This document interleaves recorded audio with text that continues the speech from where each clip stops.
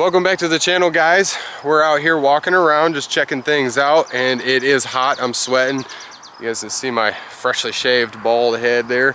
So I'm gonna protect my head from the sun. Check out this Asian pear. This is absolutely beautiful. It is getting decent size. Got a decent sized hand, so it's growing. Show for comparison. Yeah, this one got broken in the storm, so it's not gonna grow much. So we do not have a whole lot of production on that tree right there. We have an absolute ton of Asian pears. This is a Shinku Asian pear. Lots and lots of production here. And this is the fourth, fifth year we've had this in the ground, and it has grown exponentially. Very, very productive for us. And while I'm over here, I might as well show our Triple Crown Thornless here. Some beautiful blackberries that we can be eating out here. Lots and lots of strawberries tucked in all this, sunflowers, and lots of stuff in that corner. I'm not here to talk about that or to make you guys watch me eat more fruit or anything like that. What we're talking about is grafted trees. So we're out at an ornamental and a Bartlett pear tree. I want to show this. You can see the two different skins here. So this tree is definitely a different variety than that tree. I'm gonna go ahead and eat my berry now. That blackberry was delicious. So we've got two different trees growing from the same exact root system. How does that happen? How do you get two trees growing off the same system, growing two different fruits, one edible, one not? So let's check out the ornamental pears here. This is an ornamental pear. I didn't really know that there was ornamental pear trees, so we ended up looking this up. There's a crazy cicada scaring the life out of me. So this tree was grafted on to an ornamental pear rootstock. So this tree is probably 15 to 17 years old. My late grandmother had planted this with the hopes that we would get good harvest from it, and we do. So coming on the other side of the tree, you can see the absolute load-bearing limb here is probably about ready to give out. We've got, what'd you find? Found yourself some apples. Nice, man. So we've got all these Bartlett pears. You can just see gobs and gobs of Bartlett pears. So I realized one thing right away is that this was grafted and we've got two different trees. So we are going to attempt to clean this up where they're actually kind of split and they're not touching each other as much, and we'll try and kill this other tree off. I'm not really sure what we can do with this tree up at this point because it has gotten so far gone, and we didn't catch it because this tree didn't produce up until about 4 or 5 years ago. So we really noticed all of the different looking branches and the different looking skin on the tree. So that was very odd to me, but it is a failure on our part for not catching that and putting an end to the one tree that is going to basically take up half of the nutrients and everything to produce ornamental fruits that we cannot eat. But looking behind me here, holy cow, we've got Bartlett pears for days. We've got more pears than we will be able to eat. We have lots and lots of pears that we sell also and can. So while we're still over here, I want to run over and check out a few of the little pear trees that my son has grown from seed. And these are probably, what do you think these are? 4 years old in the ground? Or 8. These are about 4 years old. You can see how tall it is. We're sitting a good 9 foot tall or so, and 4 years in the ground. My son planted this from seed. You can see that we don't have any type of grafts. We don't have to deal with anything. So growing it natural as possible is the best way. So this little pear tree behind me is one he planted about 2-3 years ago from seed into a pot. As soon as it had sprung up, I mean, it's about 4 or 5 foot tall already. So we're going to have harvests from these much sooner than ones we're going to buy from the store, because those ones take a lot of beating and their root systems are pretty screwed up when they're from the store. They're all bunched up and bundled. So I want to go show another symptom of a poorly planted graft. Your grafts should be about 1 inch or 2 above any soil line, above any moisture that can touch it, even your wood chip, because you want those grafts to remain dry. Even when it's raining, everything will get wet, yes, but it will dry up. It's not going to stay touched by anything. It's not going to be in contact where it's going to hold moisture. So we're either going to get new roots or we're going to get new growth. And we're getting a little bit of both. You can see this little apple tree shooting up here.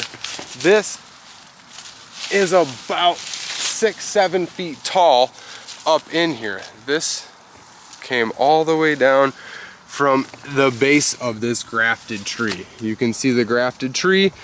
We have 2 different apple trees on this tree. I'm not sure what either of them are. They're very odd to me. These apples seem to grow together. You can see a lot of damage. This is what those beetles do. They take the whole tree and eat what they can and just run. It is absolutely insane. So we've got these apples here, and then we've got all these apples that grow together. They're all growing together on the vine. We looked these up and I cannot remember exactly what they are, but they're all stuck together like this when they're growing. It's pretty wild. So we've got 2 sets of apple trees, and we got lucky because apple tree roots, you could either get like a crab apple or something like that, which is not good because you're not really going to eat those. But having 2 different apple trees really produces a different bounty. So it's interesting, but I'd rather have one good variety that I can prune. But now I have sort of a bonsai tree in this, and it is so heavy on one side. The apples on one side are not as heavy producers as the apples on this side. This entire branch is leaning down, basically laying on the ground. So once all the fruit is off, we're going to pick this up, prune the tree up very heavily, and get this growing right. But for now, we're just kind of letting it do its thing. The storm and all of the weight of those apples really took a toll on it. As we're walking over to the peaches and the other apple tree, this is another tree that we had grown from seed. So no grafts, no nothing. Growing very healthy. And this is like the 5th or 6th year. And my son has his own apple to eat. I think there was like 2 or 3 apples on that.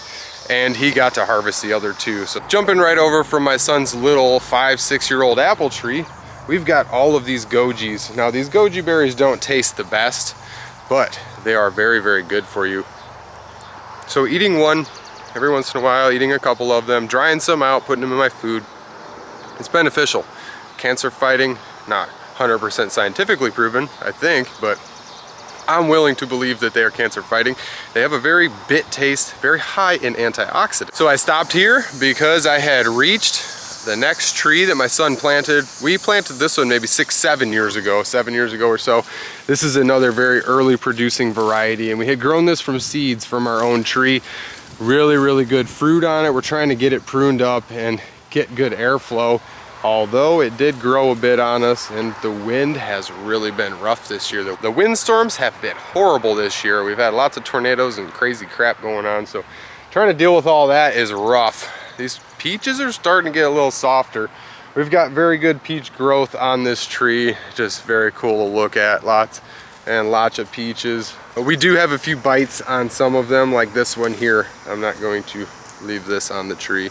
So heading back here, if anybody's got any questions, drop it in the comments below. I really just wanted to touch on the grafted trees because we've got 2 strange examples of grafted trees that are definitely doing different things, but they're also doing the same thing. Sitting under the shade of my big old willow tree is nice. We're gonna have some rain and it's been super hot, so catching a cool breeze is nice. So I'm gonna let everybody go. If there's any questions about grafted trees, definitely drop it in the comments below, but just make sure you get those grafts at least 1 inch or 2 above the ground so you're not having to worry about moisture and extra growths. You're either gonna start growing roots and it can rot, or you can grow vegetation and then you're dealing with a whole new tree that you're not real sure what the rootstock was that they grafted your tree onto. I'd like to thank everybody for watching, and I'd like to thank everybody who has subscribed recently. We've got a lot of subscribers recently.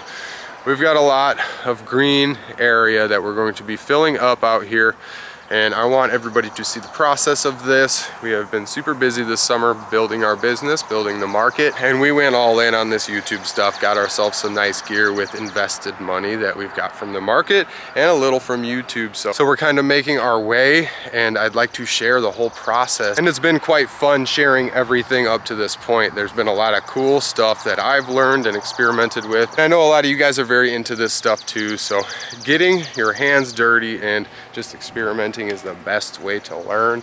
I was just kind of heading over here to check on my kids. They are whipping apples that fell off the tree in the storm. through their tire swing. Ain't much to do out in the country.